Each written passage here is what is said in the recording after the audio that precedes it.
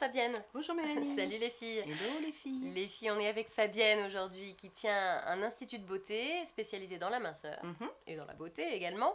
Et d'ailleurs, on a une question, c'est celle d'Anne-Lise, elle a 25 ans et elle passe un entretien d'embauche la semaine prochaine. Déjà, on croise les doigts pour toi, Anne-Lise.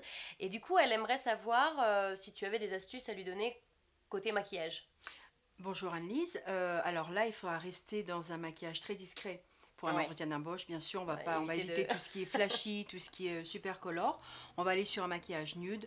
On va rester sur des tendances plutôt discrètes, des couleurs pastel, léger gloss éventuellement, mais vraiment quelque chose de très très léger. Alors, est-ce qu'on met du fond de teint pour un entretien d'embauche? Ah oui, enfin oui et non, ça dépend de ta peau, ça dépend de tes problèmes. Si on en met en tout cas, on va y aller mollo, on va éviter les gros pâtés de fond de teint, on va y aller avec une éponge déjà. Est-ce que tu as des petites astuces justement pour bien appliquer le fond de teint? C'est traître le fond de teint, on peut avoir une démarcation. Éviter absolument parce que là c'est la cata. Il faudrait vraiment y aller tout doucement avec une petite éponge, à défaut on tapote un peu avec les doigts et le plus dur, j'ai envie de dire, c'est de trouver la bonne couleur. Ah, ça c'est sûr. Donc ça, il n'y a pas de secret. Il n'y a pas de secret, il faut tester. En général, sur la main, ça peut être un bon compromis. D'accord, donc déjà, trouver la bonne couleur à tester au préalable. Maintenant, on sait que dans les parfumeries, les magasins de maquillage, on nous permet de tester justement sur la peau. Aussi. Ou bien avec une conseillère, mais en tout cas, trouver la bonne couleur. Voilà, déjà. Ensuite, appliquer à l'éponge. On n'est pas obligé d'appliquer partout. Non, éviter justement d'en mettre partout. Là où on en a le plus besoin, éventuellement les joues, on sait que ça brille un peu, on peut transpirer, etc. Si on a des petites taches, on peut les camoufler tant qu'à faire. Mais éviter d'en mettre sur tout le visage avec une grosse quantité. Là, ça va être vraiment pas terrible. Pour un entretien d'embauche, Anne-Lise, l'important c'est de te sentir bien, marquer les petites... camoufler les imperfections, mais après pas être trop flashy comme tu disais Fabienne. Alors justement, donc après les couleurs au niveau des yeux, on reste dans les beiges, les marrons, les choses comme ça? Oui, on peut tout se permettre à partir du moment où on n'est pas vraiment dans le pot de peinture, quoi. À partir du moment où tu restes dans du discret, tu peux te permettre un petit peu tout ce que tu veux. Tu peux même aller sur du rosé, de l'orangé, mais discret, très discret. Bien. Après, ça va dépendre aussi de ton teint de peau, ça va dépendre aussi de comment tu as l'intention de t'habiller. Il faudra prendre un petit peu tous ces paramètres en ligne de compte. Salut les filles. Bonjour. Les filles, aujourd'hui on est avec Marie, elle est gérante dans un centre haute technologie en esthétique. Marie, bonjour déjà. Bonjour. On a une question pour toi, c'est celle de Régine, elle a 26 ans et le matin elle nous dit qu'elle a tendance à avoir vraiment les traits tirés. Elle aimerait savoir si tu avais des petits remèdes miracles pour avoir bonne mine rapidement surtout. Tout à fait. Donc dans un premier temps, ce que l'on peut faire, c'est prendre une serviette, et mettre de l'eau chaude, venir l'essorer. Vous aurez une serviette d'eau chaude que vous allez pouvoir appliquer sur le visage qui va avoir un effet dilatateur au niveau des vaisseaux sanguins, etc. et qui va de suite vous défroisser. Donc le chaud, l'effet du chaud. De chaud. Après, pardon Marie, est-ce que ça marche aussi avec la douche? Si par exemple on se met un jet d'eau chaude sur la figure? Non, c'est vraiment cette vapeur d'eau, c'est vraiment cette sensation de chaleur. L'eau chaude, c'est très agréable, ça va vous réveiller, soit, mais ce n'est pas le même effet du tout. Donc une serviette trempée dans l'eau chaude et c'est l'effet vapeur qui va décongestionner en fait? Complètement, qui va venir diffuser, c'est au niveau des flux sanguins, on va dire, d'accord, donc de telle façon à ce que vous veniez vous défroisser, d'avoir cet effet bonne mine. Défroissage. Ensuite, parce que parfois on a la marque de l'oreiller, les traits vraiment... Alors c'est surtout, alors là, en effet, la serviette ira très bien pour ça. Après, vous avez tout ce qui est contour des yeux, c'est-à-dire souvent, la problématique que l'on a, ce sont les poches au réveil, les yeux un peu gonflés, etc. etc. Donc, le petit truc, c'est aussi le sachet de thé, pour celles qui boivent du thé. Le remède de grand-mère. Voilà, donc vous apposez soit cet effet, en effet, réveil, il est encore tiède, ou si vous voulez un effet tenseur, d'accord, là vous le mettez au frigo et là vous avez un effet tenseur. Au frigo ou au congélateur? Alors au congélateur c'est toujours mieux puisque en fait vous avez ce qu'on appelle un peu l'effet cryo, voilà, un effet glaçon, donc là c'est très bien. Bon, donc avant de prendre le petit déjeuner, on met son petit sachet de thé, enfin après le petit déjeuner, on le met de côté, voilà. Dans le congèle, on va prendre sa douche, on revient et... Voilà, ça dépend un peu de son intention. Si on veut décongestionner, on va plutôt mettre du chaud. Si on veut tendre, l'effet tenseur, on met du froid. Très bien. Ça va dépendre un petit peu de votre Est-ce qu'on tension. rince après ou pas? Parce que ça colore la peau. Alors non. Alors, et même, enfin je sais pas, mais on peut le mettre un peu partout, oui, il y a des personnes qui utilisent le thé en effet comme bonne mine aussi, comme un peu un bronzant, hein, voilà. Très bien. C'est aussi le petit truc.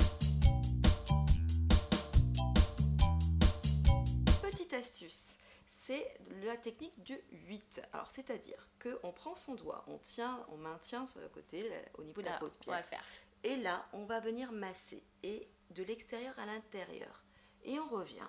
De l'extérieur à l'intérieur. Et en fait, on vient drainer. Vous venez ici, là. Alors ça, c'est pour toutes les personnes qui ont sous les paupières des cernes, qui ont aussi ce qu'on appelle une zone un peu sombre, d'accord, voilà. Et donc ça, c'est pour les cernes. En dessous. Oui, en fait, c'est vraiment venir de l'extérieur à l'intérieur. Est-ce qu'on appuie fort? Alors, vous appuyez suffisamment fort pour sentir que vous êtes drainé, pas trop non plus pour pas vous marquer, hein, vous n'allez pas vous bleuir l'œil. En tout cas, ça va débleuir justement lorsque vous avez ces petits, vous avez l'œil sombre, vous voyez, vous avez un problème de circulation lymphatique. Ah, c'est un massage. Exactement. On va tenir sa paupière d'un côté et on va venir de l'extérieur à l'intérieur, vraiment au coin. D'accord. Okay, donc de l'extérieur à l'intérieur. Et ici, on revient. Et on repart en haut? Exactement, on va suivre le sourcil. Et on revient de l'extérieur à l'intérieur. Donc on part de la tempe, on revient dans le coin de l'œil interne et on part de la tempe, on remonte le sourcil. Non, jamais. Vous venez de la tempe, ici, coin interne, et le 8. Vous voyez, repartez de l'autre côté.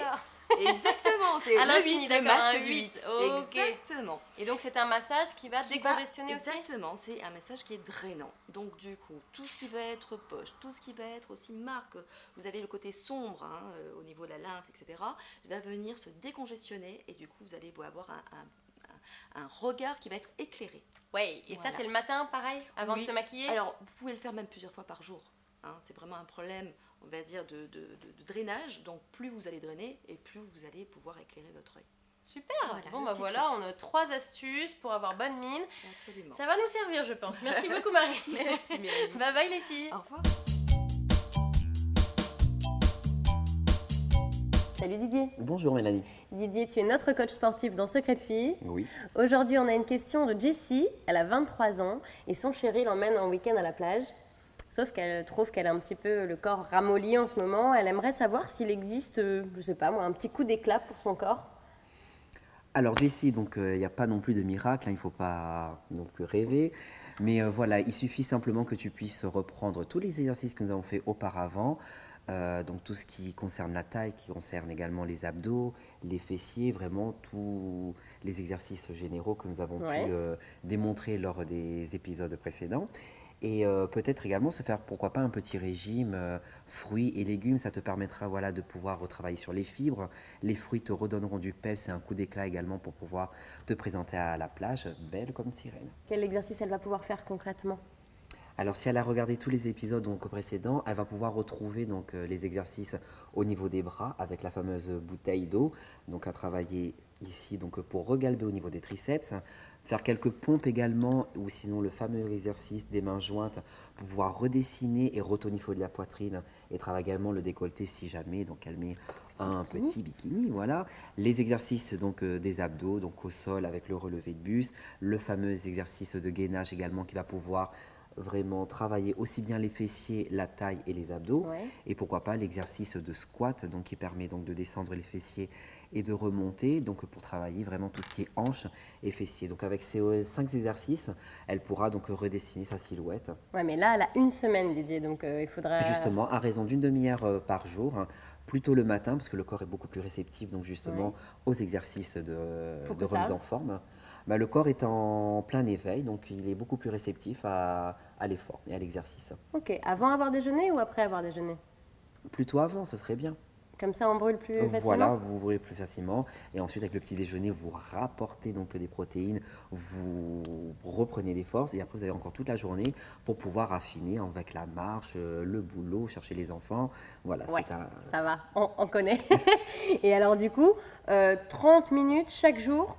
Tous les jours de la semaine ? Oui, tous les jours de la semaine. Si elle a vraiment une seule semaine pour pouvoir vraiment faire tous ces exercices, une demi-heure sera très très bien. Bonjour Rico. Bonjour Stéphanie. Rico, tu es tatoueur chez Tabou Tattoo au Port. Oui. Nous avons Valérie qui a 28 ans. Valérie, elle s'est fait faire un tatouage il y a 15 ans maintenant. Elle se rend compte avec les années qui passent qu'elle perd la couleur. Son tatouage, pas son maquillage, son tatouage manque d'éclat.